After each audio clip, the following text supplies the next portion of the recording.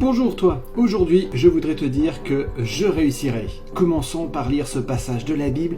Que ce livre de la loi ne s'éloigne point de ta bouche, médite-le jour et nuit pour agir fidèlement selon tout ce qui est écrit, car c'est alors que tu auras du succès dans tes entreprises, c'est alors que tu réussiras.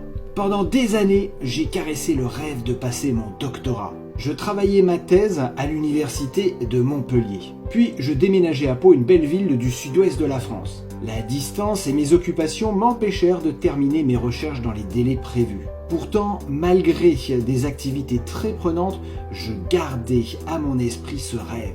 Il m'était si familier que j'avais la certitude qu'un jour ou l'autre, il se réaliserait. Croyant, je voulais que ce but s'accorde avec la finalité de ma vie. Autrement dit, mon doctorat ne serait intéressant que dans la mesure où il m'aiderait à mieux servir. Je formulais donc cette petite phrase: grâce à Dieu et pour mieux le servir, je réussirai mon doctorat. J'avais la certitude que si ce projet n'était pas bon, le Seigneur m'en dissuaderait.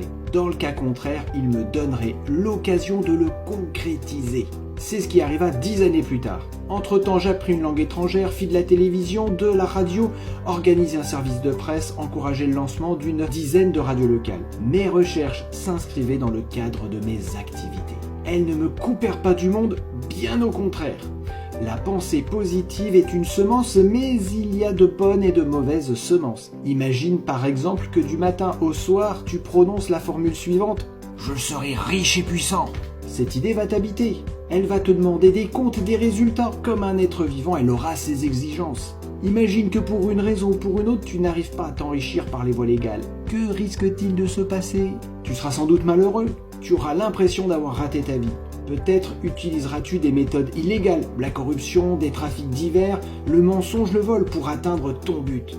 Voilà pourquoi l'apôtre Paul recommande aux chrétiens de Philippe d'orienter leurs pensées sur tout ce qui est vrai, tout ce qui est noble, juste et pur et digne d'être aimé, d'être honoré, ce qui s'appelle vertu. Et n'oublie pas cette parole de Gandhi: le bonheur, c'est lorsque nos pensées, nos paroles et nos actes sont en harmonie. À bientôt et que Dieu te bénisse abondamment.